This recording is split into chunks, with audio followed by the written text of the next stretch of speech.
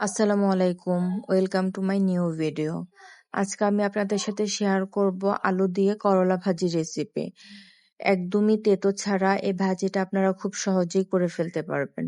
ভাজিটা করার জন্য ফার্স্টে আমাদেরকে করলাগুলোকে এবং আলুগুলোকে চিকন করে কেটে ধুয়ে নিতে হবে। তারপরে চুলায় একটা ফ্রাই প্যান বসিয়ে দিয়ে তাতে তেল দিয়ে দিতে হবে। তেলটা হালকা গরম হয়ে আসলে তাতে পেঁয়াজ কুচি দিয়ে দিব।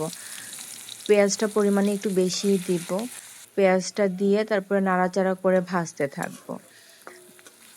তো করলা ভাজি তেতো না হওয়ার একটা গোপন টিপস হচ্ছে করলা এবং আলুগুলোকে কেটে লবণ দিয়ে কিছুক্ষণ মাখিয়ে রাখতে হবে। মাখিয়ে রাখার পরে ৫-১০ মিনিট মাখিয়ে রাখলেই হবে।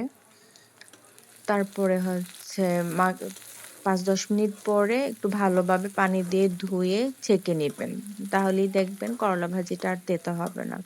আর পেঁয়াজটা পরিমাণে একটু বেশি দিলে খেতেও খুব ভালো লাগে।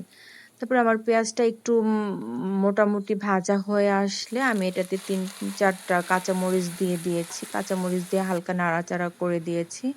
তারপরে এটাতে আমি ধুয়ে রাখা করলা এবং আলুগুলো দিয়ে দিয়েছি। দেখতেই পাচ্ছেন কতটা সুন্দর লাগছে। এর মধ্যে আমি পরিমাণ মতো লবণ দিয়ে দিয়েছি। আপনারা আপনাদের পরিমাণ মতো লবণ, স্বাদ মতো লবণ দিয়ে নিবেন। তারপরে একটু নাড়াচাড়া করে দিবেন, মিশিয়ে দিবেন লবণটা পেঁয়াজগুলোর সাথে, করলাগুলোর সাথে মিশিয়ে দিয়ে কিছুক্ষণ রেখে দিবেন।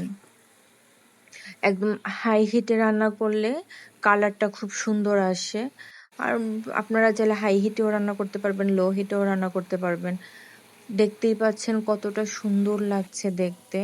তো আমার ভাজিটা মোটামুটি হয়ে এসেছে। দেখতেই পাচ্ছেন কালারটা চেঞ্জ হয়ে গিয়েছে। এই যে দেখেন দেখতে কতটা সুন্দর লাগছে। সিদ্ধ হয়ে গেলে আমি নামিয়ে ফেলবো। আমার ভাজিটা সিদ্ধ হয়ে গেছে। এখন আমি নামিয়ে ফেলছি। দেখতে পাচ্ছেন কতটা সুন্দর লাগছে দেখতে। আজকের ভিডিওটা এই পর্যন্তই। Thank you for watching this video এবং লাইক এন্ড কমেন্টস করে জানাবেন আমার ভিডিওটা কেমন হয়েছে, রেসিপিটা কেমন হয়েছে।